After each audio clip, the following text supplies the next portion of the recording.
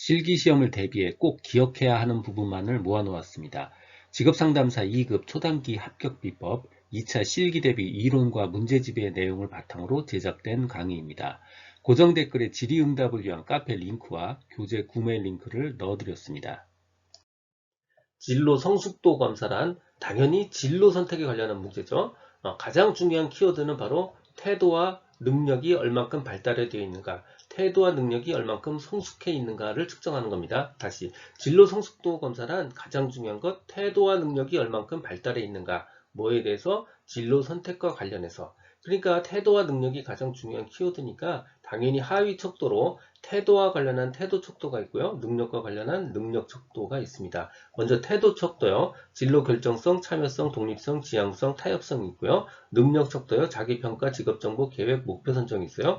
이 5가지 혹은 3가지, 4가지에 대한 설명 그렇게 어렵지 않습니다. 이 모든 진로 성숙도 검사의 주제는 다 진로 선택과 관련했죠. 그러니까 모든 설명들의 진로에 대한 진로 문제, 진로 선택, 진로 결정에 대한 내용이 들어가고요. 나머지는 제목을 반복할 뿐이에요. 결정성, 결정 여부입니다. 어떤 결정? 주도적 결정이요. 다시 진로 결정성, 진로에 대한 주도적 결정이고요. 참여도 당연히 참여 능력이죠. 어떤 참여? 능동적 참여요. 진로 문제에 대한 능동적 참여. 독립성, 당연히 독립하려는 스스로 하려는 경향이죠. 스스로 진로 선택을 하려는 정도 독립성이고요. 지향성, 진로 결정에 필요한 이해와 준비고요. 타협성, 당연히 타협 능력이죠.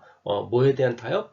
현실과 선택지 간의 타협 능력 정도, 타협성입니다. 여기서 기억하기 어려운 건 딱 하나밖에 없죠. 지향성, 성향이요. 진로 결정에 필요한 이해와 준비입니다.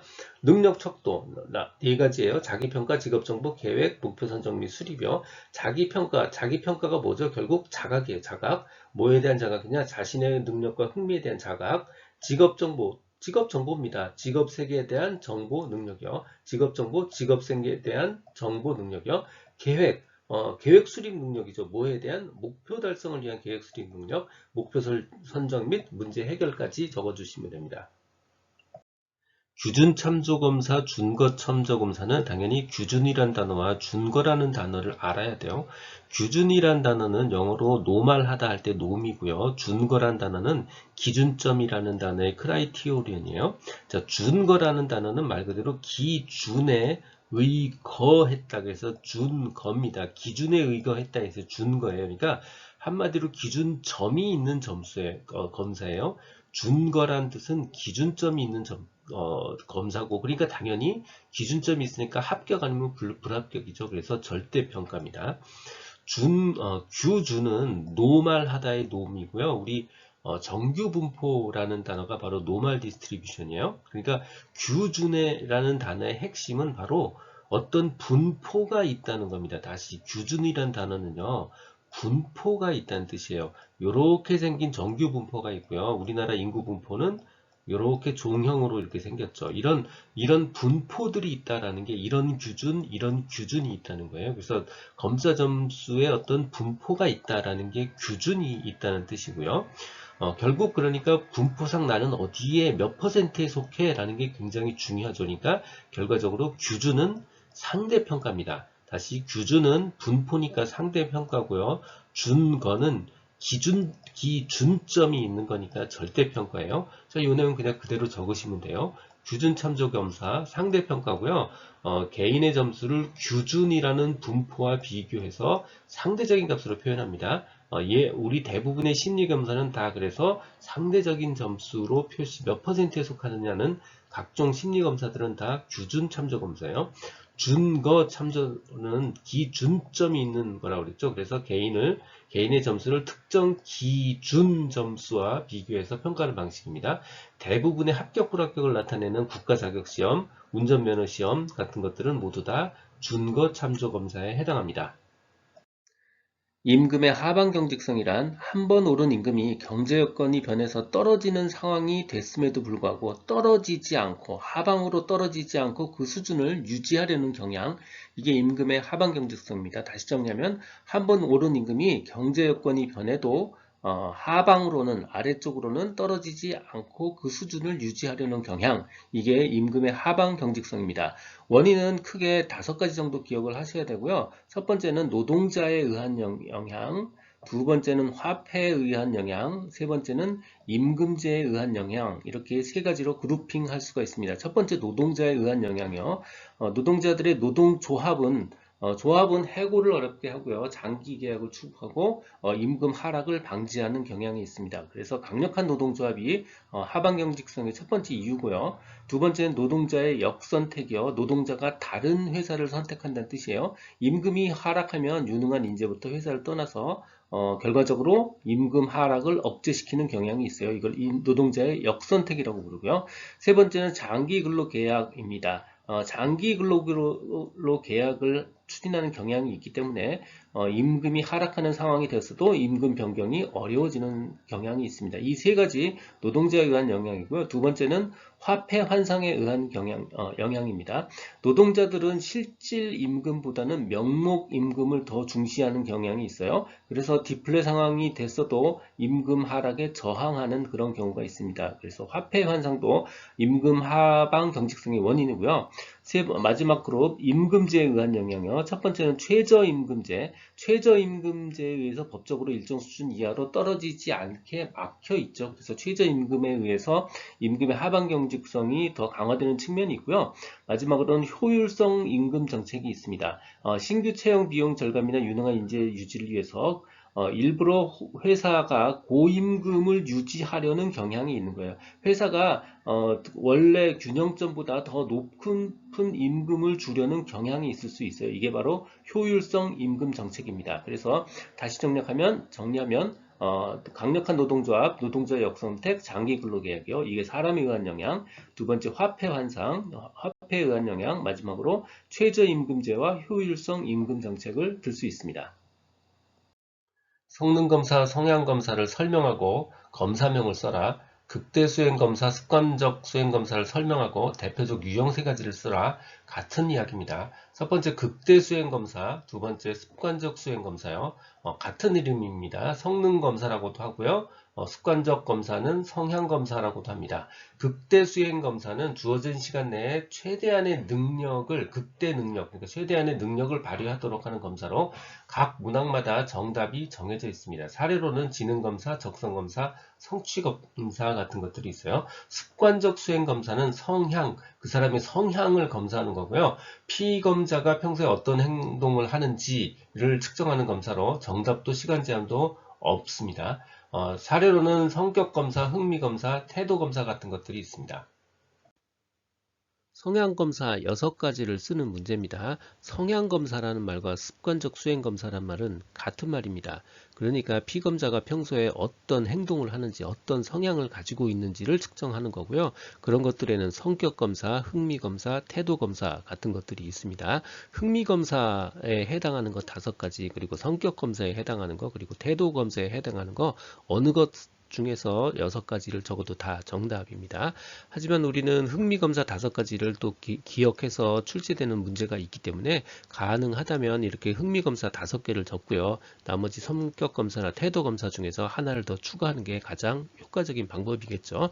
혹시 이게 생각이 나지 않는다면 성격검사를 한두 개 더 추가하셔도 됩니다. 먼저 흥미검사 종류요. 스트롱 직업 흥미검사, 쿠더 흥미검사, 직업 카드, 직업 선호도 검사, 그리고 진로 사정 검사 이렇게 5개 하고요.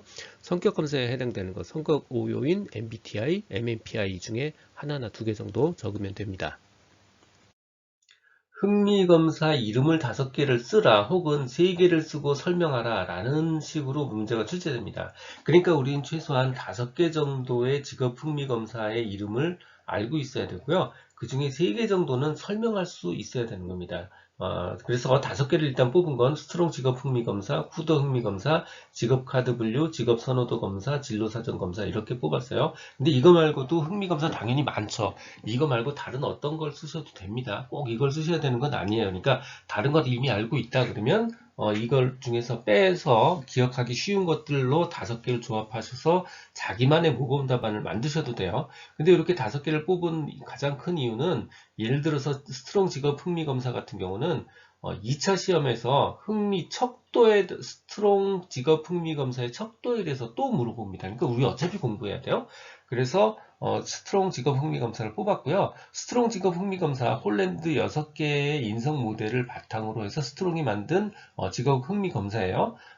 그러니까 6개의 모델로 나눈 것가 바로 일반 직업 분류고요. 그 외에 거기에 덧붙여서 흥미를 기준으로 해서 한 번 더 세분화시킨 거, 그게 기본 흥미 척도고요. 개인의 일이나 스타일로 또 세분화시킨 것, 이게 바로 개인 특성 척도입니다. 뭐 이렇게 길게 쓰셔도 되고 홀랜드의 6개 인성 모델 기준으로 만든 검사, 이렇게 간단하게 쓰셔도 아마 웬만큼 점수를 받을 수 있습니다. 첫 번째 스트롱 직업 흥미 검사가 있으면 이번엔 쿠더 흥미 검사 군이 있습니다. 쿠더 흥미 검사는 직업군에서 나타나는 동질적 내용, 그러니까 직업군이 가지고 있는 어떤 특징적 내용을 토대로 해서 직업 선호도를 판단하는 기법입니다. 그게 쿠더식 흥미 검사고요. 직업 카드 분류, 이거 우리 현장에서 굉장히 많이 쓰는 거기도 해요. 마찬가지로 홀랜드 육각형 이론의 근거를 뒀고요. 직업 카드들을 주는데 그 직업 카드는 바로 육각형 모델에 근거한서 만들어진 직업 카드들을 나눠주고 여러 개를 나눠주고 그거를 선호도, 혐오군, 중성군으로 나눕니다. 그러니까 좋아하는 그룹, 싫어하는 그룹, 무관심한 그룹, 이렇게 3가지로 나눠서 그거를 기준으로 나의 흥미를 판단하는 그런 방법입니다. 직업 선호도 검사는 마찬가지로 홀랜드 성격 검사를 우리나라에서 표준화시킨 거라서 우리나라에서 가장 많이 사용하는 흥미 검사 기법입니다. 그래서 꼭 기억을 해두셔야 되고요. 마지막으로는 보겐이 개발한 진로 사전 검사 CIA를 하나 더 추가했어요. 370개의 문항으로 구성되어 있습니다. 굳이 뭐 이 내용까지는 모르셔도 될 것 같고 그냥 진로 사전 검사 이름 하나 정도 더 기억해 두시면 될 것 같습니다. 슈퍼요. 슈퍼의 흥미사전 기법 3가지요. 표현된 흥미, 조작된 흥미, 조사된 흥미. 요거 이름 그대로 살려주셔야 돼요. 표현된 흥미, 조작된 흥미, 조사된 흥미요. 제일 쉬운 것부터 갈게요. 조사된 흥미는 말 그대로 조사하는 거예요. 그러니까 결국은 표준화된 검사로 조사를 해서 알아내는 겁니다. 활동에 대한 표준화된 검사를 실시하는 것, 이게 조사된 흥미예요. 자, 표현된 흥미는 말로 표현을 시키는 거예요. 그러니까 말하도록 요청하는 거죠. 표현된 흥미는 표현을 시키는 겁니다. 말하도록 요청하는 거예요. 뭐에 대해서? 어떤 활동이나 직업에 대해서 좋은 것, 싫은 거에 대해서 간단하게 말하도록 요청하는 것, 이게 표현된 흥미예요. 조작된 흥미는 우리가 뭔가 사건을 꾸미고 조작하고 하는 그런 조작이 아니고요. 운전 조작 같은 조작이에요. 그러니까 여기서 운전은 아니고 개인의 시간을 어떻게 조작하는지, 어떻게 계획하고 실제로 사용하는지, 시간을 어떻게 조작하는지 관찰하고 파악함으로써 흥미를 판단하는 방법이에요. 근데 어떤 시간이냐면 흥미가 있는 참여 활동, 예를 들어서 동호회 활동 같은 흥미가 있는 참여 활동을 통해서 그 시간을 어떻게 조작하는지, 시간을 어떻게 계획하고 사용하는지를 관찰하고 파악함으로써 흥미를 파악하는 기법, 바로 조작된 흥미입니다. 듣고 계신 강의는 직업상담사 2급 초단기 합격비법의 핵심 내용 파트입니다. 서술형 2차 실기시험은 손으로 쓰여진 것만 점수로 연결이 됩니다. 눈으로 머리로만 공부하면 실패할 수 있습니다. 손으로 직접 쓰며 공부해야만 한다는 점 기억 바랍니다. 답은 아는데 실제 출제 사례와 연결짓지 못해서 틀리지 않도록 교재를 통해서 실제 문제 출제 사례 부분은 꼭 확인해 보시기 바랍니다. 고정 댓글에 질의응답을 위한 카페 링크와 교재 구매 링크를 넣어드렸습니다. 지금까지 라디캠지기 꾸벅이 박정규였습니다. 감사합니다. 최저임금제 긍정적 효과 7가지, 부정적 효과 3가지 쓰는 거 그렇게 어렵지는 않아요. 근데 가장 문제는 무려 7개를 기억해서 써야 된다는 거예요. 이렇게 많은 것을 기억해서 쓰는 가장 좋은 방법은 분할정복법을 쓰는 겁니다. 장점, 단점 각자 그룹으로 나눠서 쪼개서 외우는 게 훨씬 쉽습니다. 그룹은 첫 번째 임금 관련해서 외우시고요. 두 번째는 거시 경제적 측면, 세 번째는 경쟁 측면, 임금 측면, 거시적 측면, 경쟁 측면 이렇게 나누어서 기억하시는 게 훨씬 쉬워요. 첫 번째 장점이요. 임금 관련해서는 당연히 소득 분배 개선이 되고요. 임금 격차가 줄어듭니다. 당연히 저임금 해소되고요. 다시 소득 분배 개선되고요. 임금 격차 줄고요. 저임금 해소됩니다. 반면 단점, 임금 관련한 단점이요. 숙련직의 임금이 따라서 오르고요. 그 대신 부가급여를 축소시켜버리는 경향이 있습니다. 숙련직 임금 감소, 부가급 상승, 부가급여 축소, 이게 임금 관련 단점이에요. 거시경제적 측면이요. 장점은 유효수요 창출, 복지국가, 산업구조 고도화예요. 장점은 유효수요가 창출되고요. 복지국가의 실현에 다가서고요. 기업의 근대화 및 산업구조 고도화가 이루어질 수 있습니다. 반면에 단점은 고용이 줄고 실업이 더 늘고요. 전체 생산량이 왜곡되거나 감소하는 경향이 있죠. 고용 감소 및 실업 효과, 그리고 경제 활동 왜곡 및 전체적인 생산량 감소에 우려가 있을 수 있습니다. 마지막으로 경쟁 측면이요. 경쟁 측면은 장점으로는 공정 경쟁이 확보되어 기존에는 저임금의 기초에서 싸웠다면 이번에는 저임금이 아니고 저임금의 가격 경쟁을 지향하고 품질과 그 실력으로 싸우게 되는 거죠. 그래서 공정 경쟁 확보가 가능하고요. 노동쟁의 방지 및 산업 평화 유지가 기대됩니다. 반면에 단점의 측면에서는 불법 노동자의 증가로 인한 저임금 노동의 경쟁이 더 격화되는 경향이 있을 수 있습니다. 직업 관련한 문제를 뒤진 사람은 보딘이 있고요. 윌리엄슨이 있어요. 보딘은 문제의 원인을 뒤진 거고요. 윌리엄슨은 문제의 최종 증상을 분류하고 있는 겁니다. 그래서 윌리엄슨은 어떻게 분석을 하고 있냐면 선택 전에는 선택을 못한 무선택이고요. 진로 선택을 한 후에는 무슨 문제가 있는 거냐? 선택은 했지만 불확실한 선택을 하는 경우가 있는 거예요. 증상이. 그 다음 선택을 한 결과가 흥미적성에 안 맞는 경우가 있는 거고요. 선택을 한 결과가 너무 어리석은 선택을 한 경우가 있는 거예요. 이렇게 모두 네 가지로 나눴어요. 선택 전 무선택, 선택 후 불확실한 선택, 선택 결과가 흥미적성에 안 맞는 경우, 선택 결과가 어리석은 경우, 이렇게 네 가지로 구분했습니다. 그래서 답안은 이 네 가지를 정확하게 써주셔야 돼요. 1번 진로 무선택, 2번 선택 후 불확실한 선택, 3번 흥미와 적성 간의 모순, 4번 현명하지 못한 선택 혹은 어리석은 선택, 이렇게 네 가지 제목을 정확하게 써주시고요. 간단한 설명을 해주시면 돼요. 무선택, 선택 못했다는 얘기예요. 그러니까 진로를 결정하지 못한 경우, 불확실한 선택, 선택은 했어, 선택은 했는데 불확실해, 확신이 부족하고 자신감이 없는 경우요. 세 번째, 선택의 결과가 나쁜 거예요. 결과가 흥미적성에 안 맞는 경우, 흥미나 적성에 맞지 않는 경우요. 마지막, 선택한 결과가 이 사람의 능력에 너무 모자라거나 너무 과한 거야. 그래서 어리석은 선택을 한 거죠. 너무 과한 선택을 했거나 너무 능력에 모자란 선택을 해서 과하거나 덜하거나 능력에 맞지 않는 선택을 한 경우, 이게 바로 현명하지 못한 선택, 어리석은 선택입니다. 내담자 중심 상담에서 직업 상담자 기본 태도 3가지 혹은 촉진적 관계 형성을 위한 기본 사항을 요청하고 있습니다. 공감적 이해, 진실성 혹은 일치성 둘 중 하나만 골라도 돼요. 그 다음에 무조건적 수용, 이렇게 3가지를 적어주시면 됩니다. 우리가 1차 시험을 볼 때는 우리가 4개 중에 하나를 고르는 거니까 이 중에 일부 단어만 외워도 돼요. 예를 들어서 공감, 수용, 일치 이렇게 해가지고 외워서 답을 고르면 되지만 2차 시험일 때는 정확한 용어를 써주셔야 됩니다. 공감적 이해, 진실성 혹은 일치성, 세 번째 무조건적 수용, 이렇게 정확한 단어를 써주시고요. 대신 설명은 그렇게 고민하지 않으셔도 돼요. 자, 이해는 이해하는 거예요. 그런데 공감적 이해니까 공감적으로 이해하면 되는 거예요. 이해하는 건데 어떻게 이해하냐? 내면의 감정까지, 공감이니까 감정까지, 내담자의 입장에 대해서 감정까지 깊이 있게 이해하는 것, 감정까지 이해하는 것, 이게 공감적 이해예요. 무조건적 수용이요. 당연히 수용이니까 수용하는 태도입니다. 수용하고 존중하는 태도요. 근데 어떻게 수용하냐면 무조건적으로 수용하잖아요. 그러니까 평가 안 되고 판단 안 하고요. 내담자의 감정이나 행동을 그대로 무조건적으로 수용하고 존중하는 태도, 이렇게 적어주시면 돼요. 사실 이 말을 그대로 푼 그죠? 마지막 일치성 혹은 진실성이요. 사람들은 일치성과 진실성을 사실 굉장히 다른 단어잖아요. 근데 사실 여기서 같은 단어가 맞아요. 이거 정확한 의미는 여기서 답을 쓸 때 이렇게 쓰셔야 돼요. 상담자는 진실하고 그 다음에 개방적이어야 한다. 이렇게 쓰셔야 돼요. 원래 정확한 의미는 뭐냐면 상담자가 내담자를 만날 때 가면을 쓰지 않고 진실한 얼굴로 만나야 된다는 뜻이에요. 그래서 상담자는 가면을 안 쓰고 진실한 얼굴로 만나고요.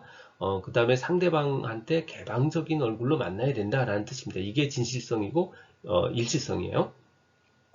브레이필드가 제시한 직업정보의 기능 세 가지를 묻고 있습니다. 김제동이 아니고 정제동입니다. 김제동이 아니고 정제동이에요.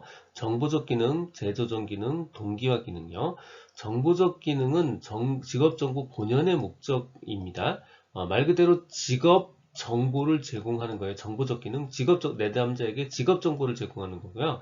내담자 직업 선택에 관한 지식을 증가시켜 주는 겁니다. 자, 재조정 기능, 조정 다시 한번 한다는 얘기죠. 그러니까 뭐냐면 다시 한번 검토할 수 있도록 해주는 기능입니다. 직업 정보를 줘서 내담자가 비합리적인 선택을 할 때 합리적인 직업 정보를 제공해서 다시 한번 검토할 수 있도록 하는 기능, 바로 다시 검토 재조정 기능이고요.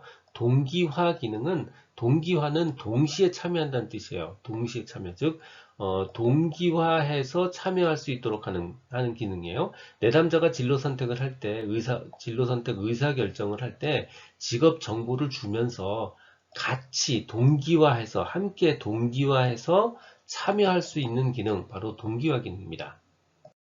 보상적 임금 격차의 개념이요. 말 그대로 보상적 임금이라는 말을 풀었으면 돼요. 보상적 임금이 뭐냐면 결국 높은 임금을 지불해서 보상해줘야 되는 것, 높은 임금을 줘서 보상해줘야 되는 것, 이게 바로 보상적 임금이에요. 높은 임금을 지불해서 보상해줘야 적절한 노동 공급을 확보할 수 있다는 것, 이게 보상적 임금 격차고요. 이것을 만들어내는 발생 원인이요. 노동 강도가 심하거나 위험하거나 열악한 환경에서 일을 해야 되는 등 임금 이외에 불리한 점이 있는 경우에 그때 높은 임금을 지불해서 보상해줘야 적절한 노동 공급을 받을 수 있다는 것이다 라고 적으시면 될 것 같고요. 일부 발생 원인을 개념에서도 설명했지만 크게 네 가지를 적으실 수 있습니다. 첫 번째는 작업의 쾌적성, 두 번째는 교육훈련 비용, 세 번째는 책임의 정도, 네 번째는 고용 안정성이요. 작업의 쾌적성 혹은 위험성은 작업장 자체가 위험하거나 작업 환경이 열악한 경우 보상임금이 필요하고요. 교육훈련 비용, 취업할 때까지 교육훈련 비용이 높거나 기간이 긴 경우 이럴 때도 마찬가지로 보상적 임금이 필요하고요. 책임의 정도, 의사나 변호사처럼 막중한 책임이 따르는 경우 이때도 보상적 임금이 필요하고요. 고용이 불안정해서 언제 자를지 모르는 경우 돈을 더 줘야 취업이 가능합니다. 즉 이럴 때도 보상적 임금이 필요합니다. 마지막 문제는 탄광 근로자나 봉제공의 임금 격차를 보상적 임금으로 한번 설명해봐라 라는 내용이에요. 그러니까 탄광 근로자가 노동 강도도 심하고 작업 환경도 더 위험하니까 탄광 근로자는 이를 보상할 수 있을 만큼 임금을 더 지불해야 된다 라고 설명하시면 됩니다. 검사의 해석 단계에서 이용할 수 있는 상담 기법 세 가지를 묻습니다. 직접 충고, 설득, 설명입니다. 윌리엄스는요, 특성 요인 직업 상담가예요. 뭐 돌려 말하거나 내담자의 반응을 기다리거나 하지 않습니다. 그냥 직접적으로 얘기합니다. 직접적으로 충고하고요, 직접적으로 설득하고요, 설명해버립니다. 직접 충고요, 내담자가 자신의 견해를, 즉 상담자가 자신의 견해를, 즉 상담자의 견해를 솔직하게 말해버립니다. 솔직히 표명하는 것, 직접 충고고요. 설득이요. 합리적이고 논리적인 방법, 이게 설득이죠. 합리적이고 논리적인 방법으로 검사 자료를 제시하고요.